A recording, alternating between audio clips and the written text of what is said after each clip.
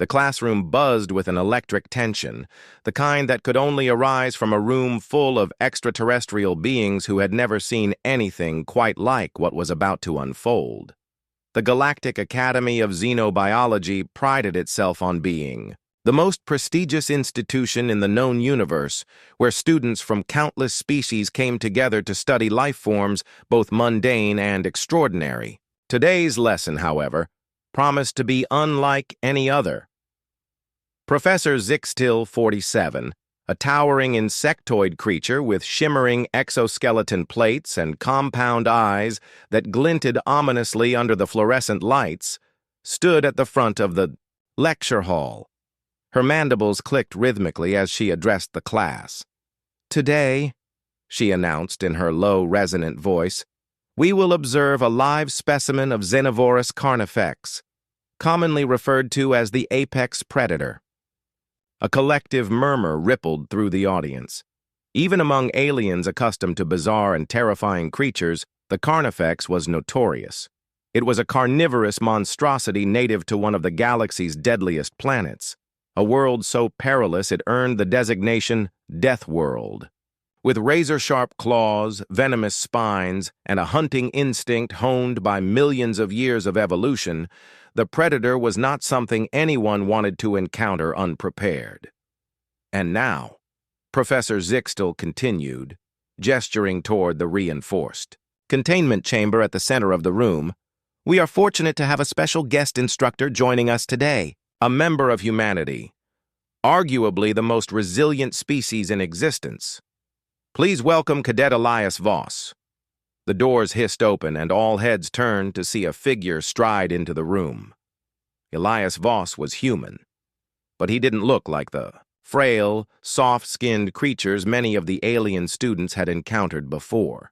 His body was lean yet muscular, marked by faint scars that hinted at a lifetime spent surviving against impossible odds. He wore a simple gray jumpsuit adorned with the insignia of Earth's Interstellar Defense Corps, but there was nothing ordinary about the way he carried himself.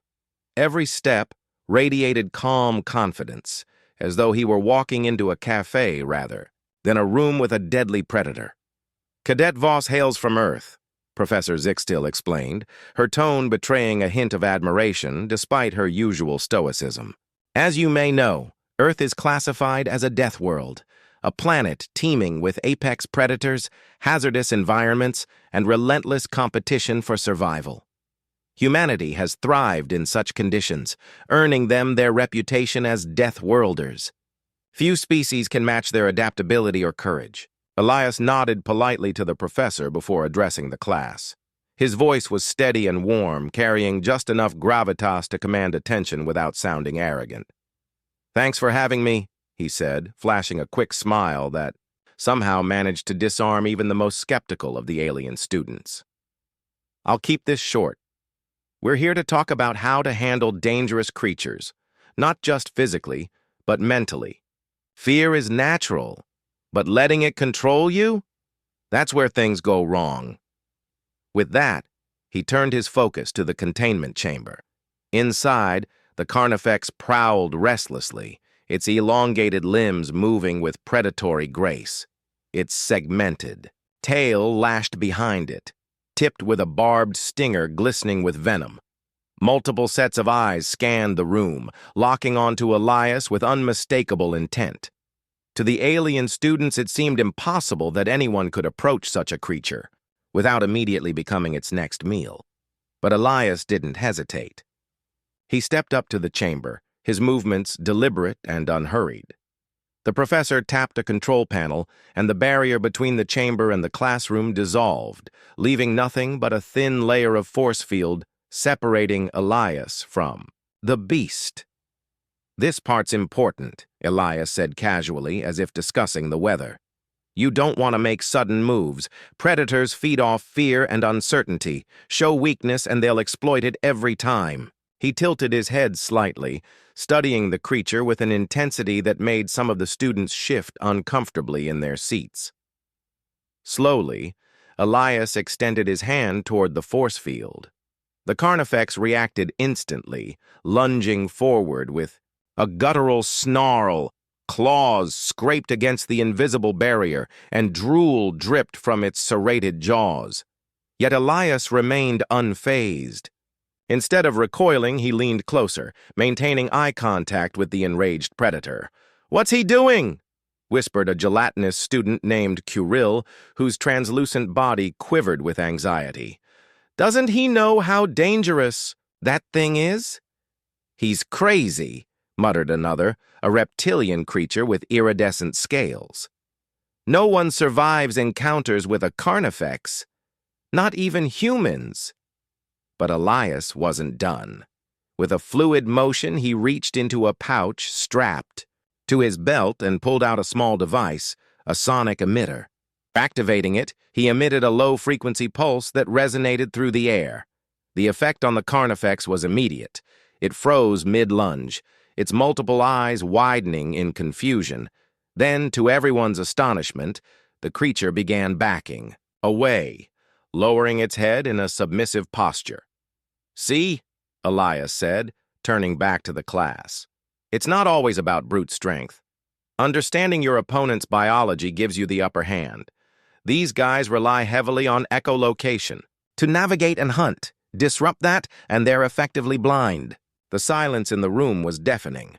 For a moment, no one dared to breathe. Finally, Professor Zixtil broke the spell. "Remarkable," she said, her voice tinged with awe. "Cadet Voss, would you care to elaborate on your training methods?" Elias shrugged modestly. "Back home, we don't have luxury habitats or safety protocols. You learn quickly or you die. My people have faced worse than this guy. Trust me, handling a carnifex is just another Tuesday." The alien students exchanged incredulous glances. They had heard tales of humanity's tenacity, but seeing it firsthand was something else entirely. Some scribbled furiously in their datapads, while others simply stared, unable to process what they'd witnessed. As the lesson drew to a close, Elias deactivated the sonic emitter and stepped away from the chamber. The carnifex, now docile, retreated to the far corner of its enclosure, watching him warily. "Remember," Elias concluded, addressing the class once more, "fear isn't your enemy. Letting it paralyze you is adapt, improvise, and survive. That's the Deathworlder way." When the session ended, the students filed out of the classroom, buzzing with excitement and newfound respect for humanity.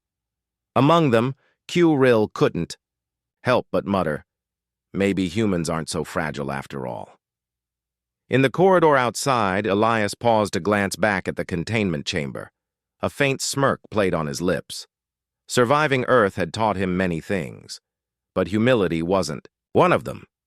After all, when you grew up on a death world, the rest of the galaxy felt almost tame.